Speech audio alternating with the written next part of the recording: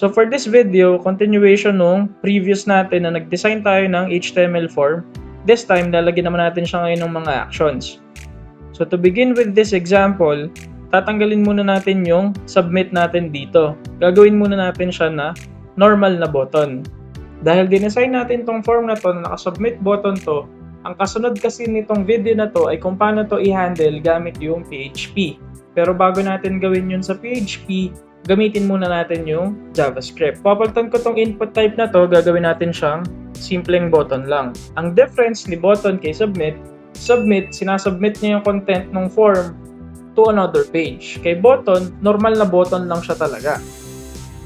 So kung hindi nyo pa napapanood yung video about designing your buttons, nag-a-apply rin siya dito. Pwede kayong gumamit ng CSS para ma-redesign tong button na to. So mag-crash course muna tayo ng JavaScript. So gumawa muna tayo ng bagong file. So magagawa tayo ng HTML.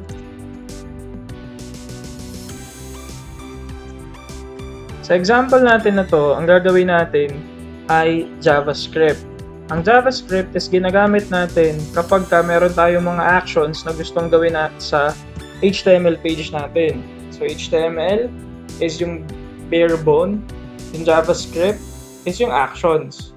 Ang CSS naman yung design natin. So dahil nakatapos na tayo sa CSS, sa JavaScript naman tayo.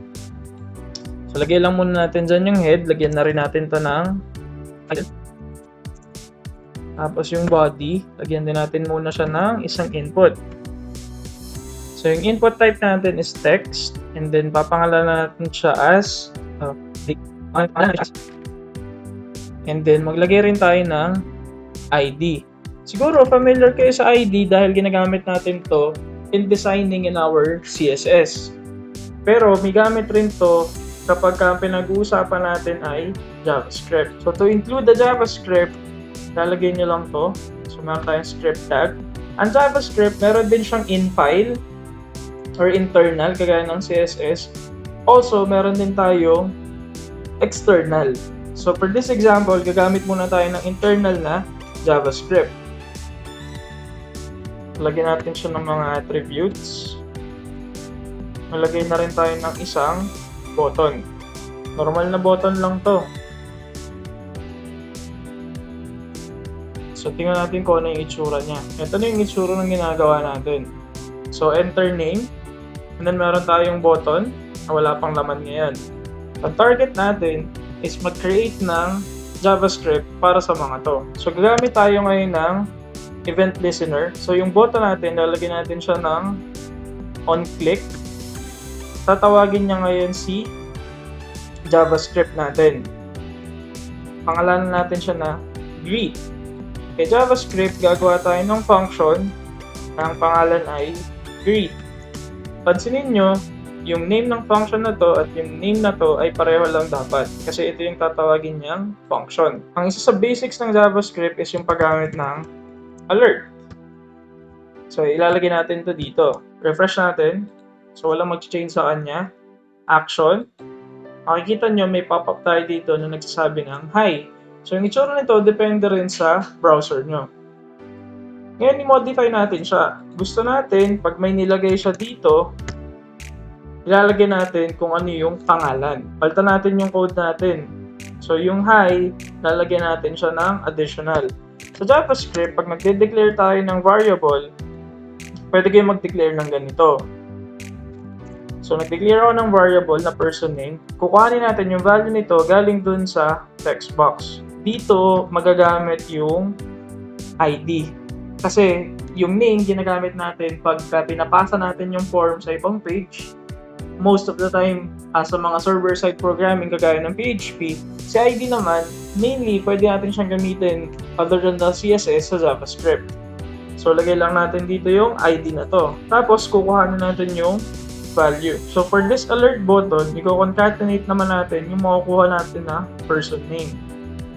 Ang concatenation na ginagamit natin dito sa JavaScript is plus sign. So tingnan natin kung ano yung sunod na itsura nito. So refresh natin yung page. Lagay tayo ng name. Action. Yan, makikita nyo nandito yung name. Pero medyo awkward yung itsura niya kasi nandito yung exclamation point. So ayusin natin yun. Para maayos natin yun, i-concatenate natin yung word na to, lalagay natin yung pangalan, at i-concatenate din natin yung exclamation point. Refresh natin to ulit. Huwag kakalimutan na pagka may binago kayo, kailangan nyo siyang i-refresh. Action.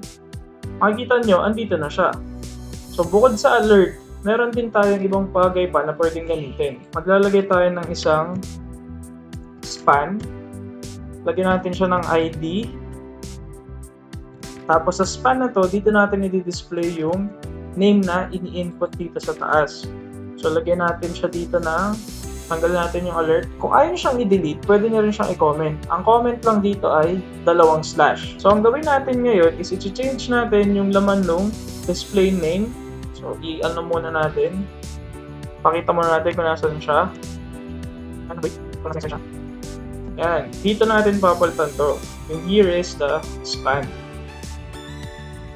So, ang gagawin natin, yung span na yun, papalitan natin. Ang ID niya ay display name.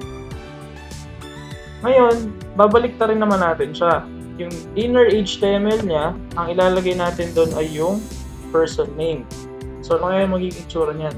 Kanina, alert yung ginagamit natin. Pero this time, gusto ko lang ipakita na using Javascript without refreshing the page, pwede rin tayo magkaroon ng action.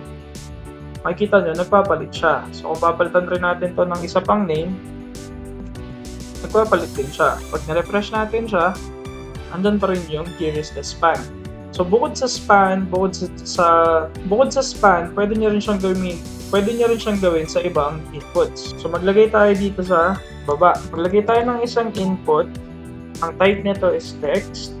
Ang name niya ay display1.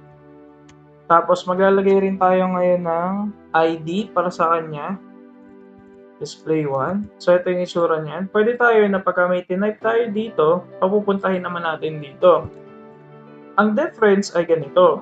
Yung kaninang span, nilagay natin siya as inner.html kasi wala namang value ang isang span. Ang ibig sabihin ng inner.html, kung ano yung nasa loob nitong tag na to ng display name, which is itong span, yun ang mapapalitan. Yun ang ibig sabihin ng inner.html. Kapag ka naman ang gusto nating mangyari ay yung value ang mapalitan, gagawin natin yung value. So, display1. Ang gamit natin dito ay value naman. Pansinin nyo dito, ang ginawa natin, kinuha natin yung value ng text box, sinave sa variable, and then yung variable, dinisplay sa inner.html. Dito, baliktad naman. Yung variable name, i-display natin sa value ng isang input. Kamukha nito. So, na-reverse lang to. Refresh natin. Tingnan natin yung itsura. Yan. So, yung span na palitan, yung inner.html, at yung value na palitan din. Ngayon, what if? Gusto natin habang nagtatype, meron din siyang pwedeng gawin. So, this time, hindi natin iti-trigger sa odd click. Dito natin ilalagay sa kanyang input type na text. So, pwede tayo maglagay ng tinatawag natin na onKeyUp. Maraming iba't ibang event listener sa HTML na pwede nyo i-explore. So, yung onKeyUp naman, meron tayong iba't ibang ways sa pagpindot ng keyboard. Key down, key press, key up. Tingnan natin ulit yung mga functions. And key down, key press, key up. So, ang nauna dyan is key down, pababa, then mape-press, and then key up. So, karaniwan pag ganito, ginagamit ko ay key up. Tapos dito natin gagawin yung greet na function. Pansinin nyo, pareho lang to, tsaka ito. Pero tingnan nyo yung difference. Refresh lang natin.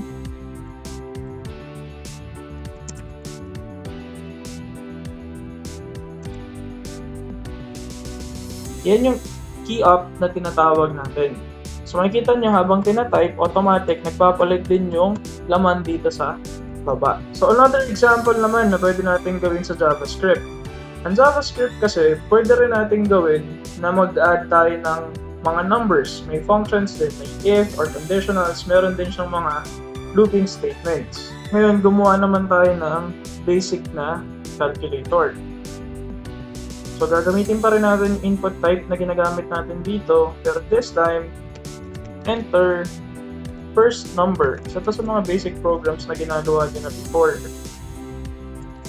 So, ang concept natin dito is magkakaroon tayo ng dalawang text box at doon naman nila itatype yung numbers at mag-display tayo ng answer.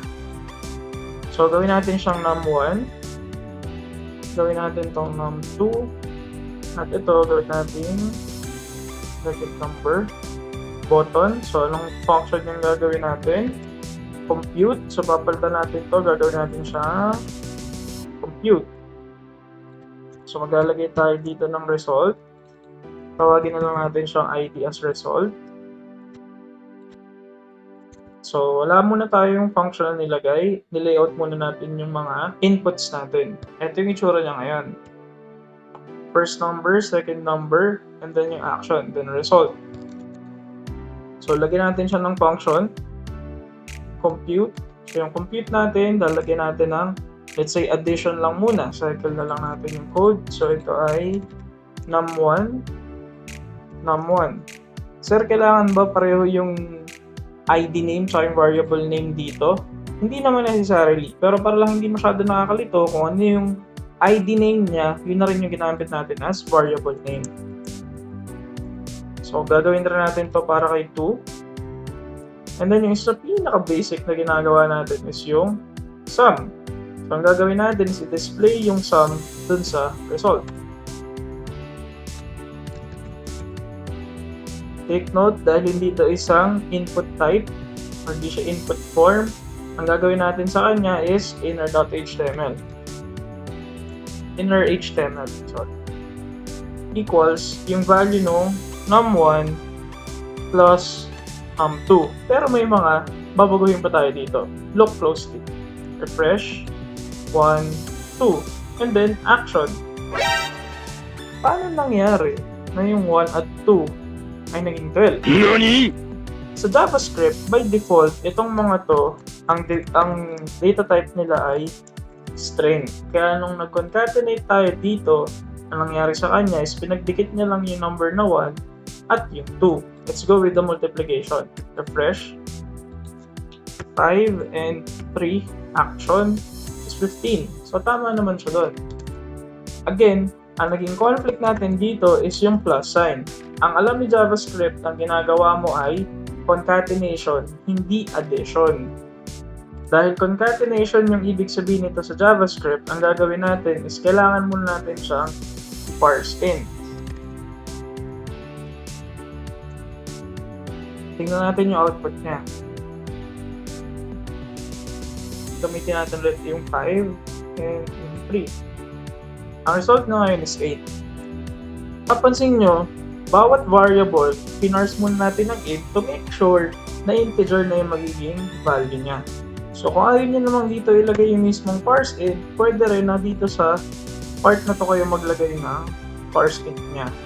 Or mag-declare tayo dito ng sum equals parse int, yung num1, and yung num2. Pwede nyo rin gawin to. At ang gagawin nating output ay sum. So, save 3 and 4, 7. So, ayan.